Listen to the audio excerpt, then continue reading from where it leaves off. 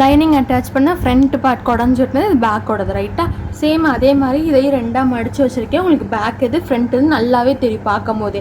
இந்த ஃப்ரண்ட்டையும் தான் ஜாயின் பண்ணும், பேக்கும் ஜாயின் ஆகணும். நல்ல பக்கம் அப்படி இருக்குது. இப்போ இதுக்கு சென்டருங்கிறது நம்மளோட கையை இப்படி விரித்து வச்சோன்னா நம்ம ஷோல்டர் ஜாயின் பண்ணியிருக்கதா இந்த பாடி பீஸில் சென்டர் பீஸ்.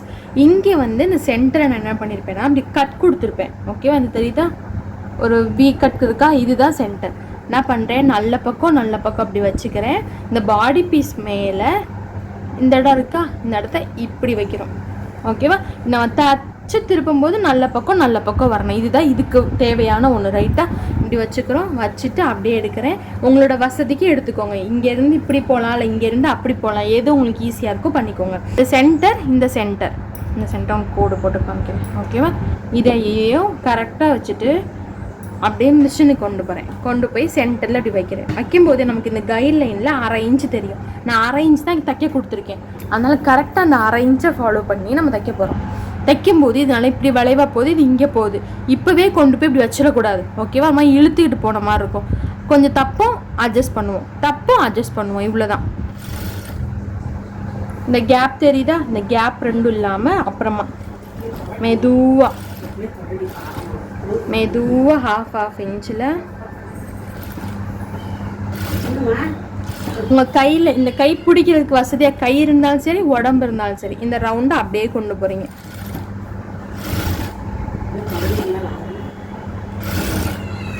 அவ்வளோதான். ஒரு பக்கம் முடிஞ்சிருச்சா, தெரியுதா? இந்த இடத்துல இந்த கேப் இருக்கக்கூடாது. சேம் அதே மாதிரி அடுத்து சென்டர்லேருந்து இந்த பக்கம்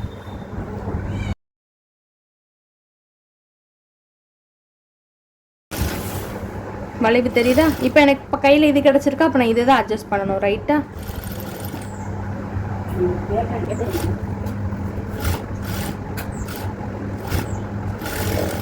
ஒரு தையல் போட்டுட்டேன்னா போட்டதுக்கப்புறமா நம்ம எடுத்து இப்படி பார்க்கணும்.